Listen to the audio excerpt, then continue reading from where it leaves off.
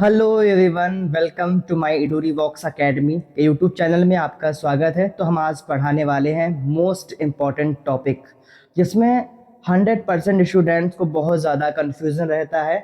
उस टॉपिक का नाम है वर्क। आखिरकार वर्क क्या होता है, तो हम आज ये टॉपिक डिस्कस करने वाले हैं।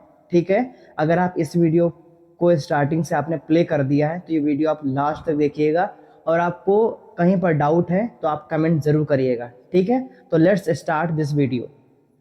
तो हम आज पढ़ने वाले हैं वर्क। आखिरकार वर्क क्या होता है। सबसे पहले हमारी क्वेश्चनिंग होती है कि वर्क आखिरकार क्या होता है।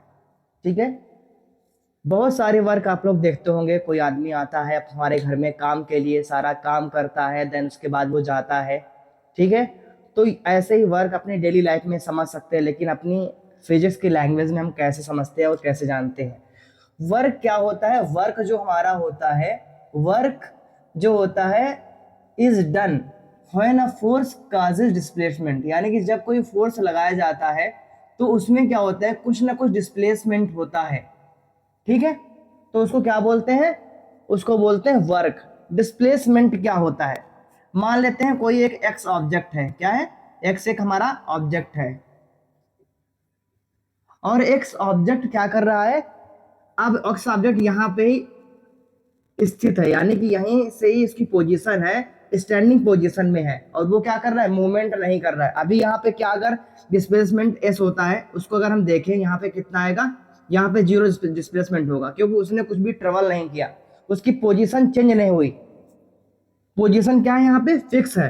अब मान लेते हैं एक्स का घर यहाँ पे, मान लो उसका घर है यहाँ पे, इसका घर ये है, मान लो एक्स का। ठीक है, अब क्या कर रहा है, एक्स हमारे इधर से यहाँ इस हाउस में पहुंच गया। ठीक है, या एक ऐसे पहुंच सकता है, या ये ऐसे पहुंच सकता है, यानी कि एक ए पाथवे लिया, एक बी पाथवे लिया, एक सी पाथ लिया, यानी दोनों पाथ अलग अलग ट्रेवल किया।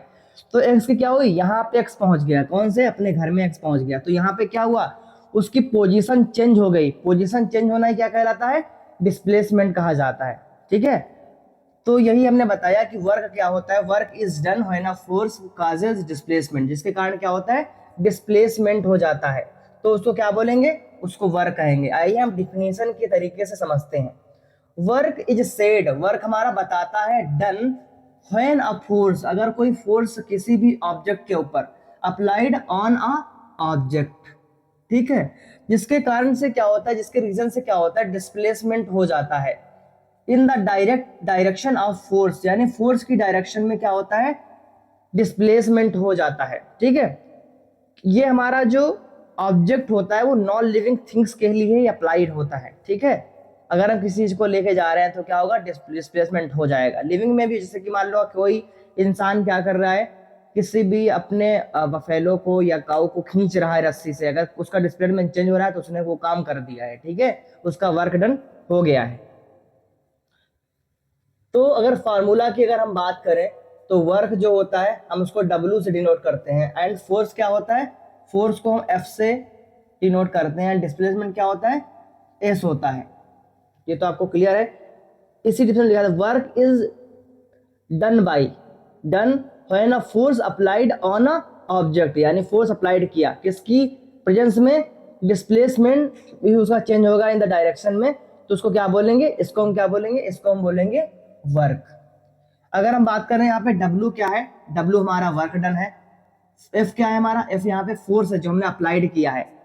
कैसे अप्लाइड करेंगे, डायरेक्शनल में अप्लाइड करेंगे, वन डायरेक्शनल में। ये नहीं कि हमने यहाँ पे मान लो एक ऑब्जेक्ट रखा है और हमने ऐसे डिस्प्लेसमेंट लगा दिया, तो क्या होगा, ये ऑब्जेक्ट हमारा मूवमेंट ही नहीं होगा, इसमें कुछ भी डिस्प्लेसमेंट होगा ही नहीं, तो हमारा क्या होगा, फोर्स हमारा 0 हो जाता है। पहले ये चीज समझ लेते हैं, डिस्प्लेसमेंट क्या होता है, S होता है।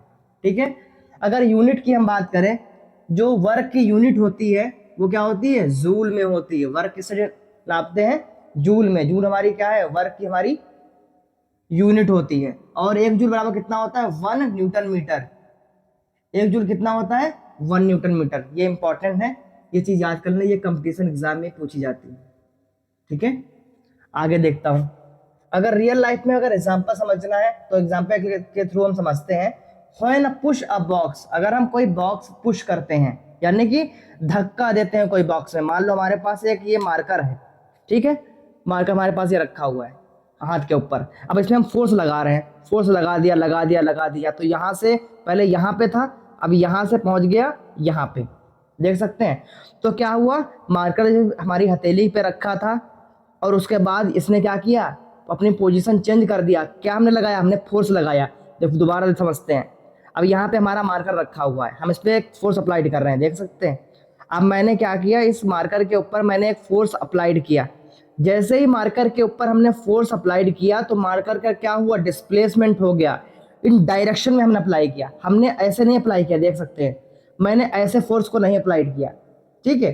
फोर्स को उसी डायरेक्शन में लगाना है दिमाग से जिस डायरेक्शन में क्या हो, हमको डिस्प्लेसमेंट पता चले। लेकिन यहाँ पे क्या है, हमें डिस्प्लेसमेंट पता नहीं चल पा रहा है कि क्या डिस्प्लेसमेंट हो रहा है। प्रेशर हम ऊपर से लगा रहे हैं, फोर्स ऊपर से लगा रहे हैं।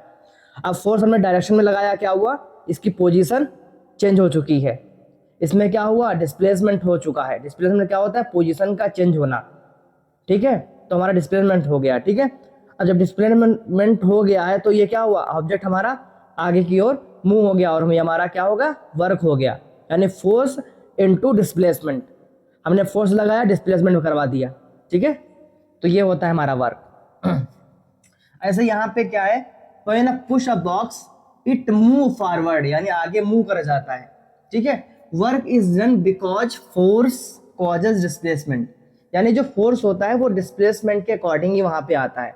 अगर हम पुशिंग अ बॉक्स, अगर हम किसी भी बॉक्स को धक्का यानी धकेलते हैं, ठीक है, फोर्स भी धकेलते हैं। जैसे मान लो ये एक इंसान है, इसका मान लो नाम बोल देते हैं, इसका लेंचो बोल दिया, ठीक है। इसका नाम क्या है, लेंचो। अब लेंचो क्या कर रहा है, एक उसके पास उसको काम दे दिया गया, मालिक ने उसको काम दे दिया कि आपका काम क्या है, ये हमारे बॉक्स को हमारी शॉप के अंदर पहुंचाना है। इसने लगाया दिमाग, क्यों ना हम धक्का लगा दे, हमारा बॉक्स अंदर पहुंच जाएगा, ठीक है। तो उसने क्या किया, इसने फोर्स अप्लाइड किया, उसने दिमाग लगाया कि हम अपने डायरेक्शन में फोर्स लगाएंगे, इस डायरेक्शन में, जिससे क्या होगा, ऑब्जेक्ट आगे की ओर मूवमेंट हो जाएगा। तो क्या हुआ, यहाँ से लेकर के लगाया धक्का, तो यहाँ पे ऑब्जेक्ट हमारा क्या हुआ, डिस्प्लेसमेंट हो गया, यहाँ तक, यहाँ पे आ गया ऑब्जेक्ट, यही वाला ऑब्जेक्ट उठ के कहाँ पे आ गया, यहाँ पे आ जाता है ऑब्जेक्ट, ठीक है। तो क्या किया, इसने पूरा डिस्प्लेसमेंट यहाँ तक कर दिया, ठीक है। इसके बाद क्या है, ये हमारा वर्क डन हो चुका है, क्योंकि इसने फोर्स अप्लाइड किया, डायरेक्शन में अप्लाइड किया, तो क्या हुआ, डिस्प्लेसमेंट हमारा हो गया। Force and displacement is same direction, जिस डायरेक्शन में हम फोर्स लगाएंगे उसी डायरेक्शन में हमारा ऑब्जेक्ट मूव करेगा। जैसे मान लो हमारी एक बॉल है, जैसे मान लो ये हमारा पत्थर रखा हुआ है जमीन पर, ठीक है। अब हम इस डायरेक्शन में फोर्स लगाएंगे, उसी डायरेक्शन में चीज मूवमेंट करेगी। अगर कोई चीज ऊपर धक्का लगाएंगे, या मान लो यहाँ से गिरा रहे हैं कोई चीज, तो क्या होगा, नीचे कोई चीज जाएगी, ठीक है। ये चीजें हो गई। तो क्या करेंगे, डायरेक्शन ही लगाएंगे। अगर हम इधर से लगाते हैं फोर्स तो डिस्प्लेसमेंट इधर होगा, जिधर हम फोर्स लगाएंगे डिस्प्लेसमेंट हमारा वही होगा। और यही चीज पॉसिबल है कि हमारा डिस्प्लेसमेंट किधर होगा, जिधर हम अपना फोर्स लगाएंगे। यहाँ तक चीजें आपको क्लियर हो गई होंगी, ठीक है। आगे की ओर दूसरा एग्जाम्पल हम देखते हैं, क्या लिखा है, पुशिंग अ वॉल। अगर हम किसी वॉल पे धक्का दे रहे हैं, हमारा दूसरा एग्जाम्पल क्या है, किसी वॉल पे, जैसे कोई मिस्त्री, मान लो कोई वर्कर काम कर रहा है मेरे घर में, हमने बोला कि हमको मकान बनाना है और हमारी ये दीवार है, इस पे आपको फोर्सफुली आपको गिरा देना है। हमारे पास पैसे नहीं जो किसी भी ग्राइंडर वाली मशीन को हम बुला पाए जिससे हम तुड़वा सके, आप धक्का देना। लेकिन क्या हुआ, ये पूरा दिन जुटा रहा काम करता रहा, लेकिन क्या हुआ, ये दीवार इससे नहीं गिर पाई। जब दीवार नहीं हट पाई तो क्या हुआ, कोई भी डिस्प्लेसमेंट यहाँ पे नहीं हो पाया। देख सकते हैं एस क्या है, जीरो। डिस्प्लेसमेंट को एस से डिनोट करते हैं, ठीक है। तो एस क्या हुआ, यहाँ पे जीरो है। नो वर्क डन, यहाँ पे कोई भी वर्क डन नहीं हुआ है, ठीक है। वर्क अप्लाइड, वर्क तो मैंने अप्लाइड किया है, बट क्या हुआ, नो डिस्प्लेसमेंट, कोई भी डिस्प्लेसमेंट यहाँ पे चेंज नहीं हुआ। तो इसमें भी क्या किया मैंने, डायरेक्शन के थ्रू अप्लाइड तो मैंने सही किया है, फोर्स मैंने डायरेक्शन के थ्रू अप्लाइड किया है, बट एस हमारा क्या है, जीरो है, क्योंकि डिस्प्लेसमेंट हमारा हुआ ही नहीं सही से, ठीक है। तो हमारा वर्क डन क्या हो गया, जीरो हो गया। यहाँ पे देखा था मैंने पहले वाला एग्जांपल में, क्या देखा था, यहाँ पे फोर्स हमारा एफ था तो डायरेक्शन में लगा रहे थे, डिस्प्लेसमेंट एस क्या हुआ, एस भी इसी डायरेक्शन में हमारा हुआ, तो हमारा क्या हो गया, वर्क डन हमारा हो गया, डब्ल्यू यानी हमारा वर्क डन हो गया जूल। अब यहाँ पे क्या कह रहा है हमारे लिए, ये इंपॉर्टेंट पॉइंट है, no displacement means no work is done. इसका मतलब क्या है, जैसे कि आपसे कोई काम कहा गया कि आपको क्या करना है, आपको कोई एक बॉक्स दे दिया गया, उस बॉक्स को उठा के, जैसे मान लो पेन दे दिया गया है, हमको पेन उठा करके इस वाले हाथ में लाना है, और आपने क्या किया, इस पेन को आप उठा ही नहीं पा रहे हैं, इतना वेट इसका ज़्यादा हो गया फॉर एग्जाम्पल, तो क्या हुआ, आपका कोई भी काम नहीं हुआ, दिन रात आपने ऐसे पेन पे काम किया, उसको उठाया उठाया उठाया, लेकिन क्या हुआ, डिस्प्लेसमेंट नहीं हो पाया, तो क्या हुआ, आपका कोई भी काम नहीं माना जाएगा। साइंस की लैंग्वेज यानी फिजिक्स की लैंग्वेज में वो क्या होगा, वो आपका वर्क डन जीरो होगा। अगर हमने क्या किया, इसको हम उठा करके इस वाले हथेली में रख दिया, तो हमारा क्या हो गया, डिस्प्लेसमेंट हो गया, इस हाथ से क्या हुआ, मार्कर यहाँ पे पहुंच गया। ठीक है, अब आपको अच्छे तरीके से वर्क डन आपको क्लियर हो गया होगा। मैंने एग्जाम्पल के थ्रू आपको समझाया है। अगर आप स्क्रीनशॉट लेना चाहें, अगर आप नोट करना चाहें, ये सारी चीज़ें आप नोट कर सकते हैं। ठीक है, एक बार आप कमेंट सेक्शन में ज़रूर बताइए, दोबारा से आपको कन्फ्यूजन कभी नहीं होगा। वर्क क्या है आप समझ सकते हैं। ठीक है, हमारी एक सीरीज चल रही है random topic of physics. Random topic का मतलब होता है कोई हम रैंडम टॉपिक उठाएंगे जो आपके लिए बहुत ज़्यादा इंपॉर्टेंट होगा, जिसमें आपको कन्फ्यूजन रहता है, उस टॉपिक को हम आपको clarification and example with experimental के थ्रू हम आपको समझाने वाले हैं। ठीक है, वीडियो आपका कैसा लगा कमेंट बॉक्स में ज़रूर बताइएगा। Thank you so much, bye bye, पढ़ते रहिए।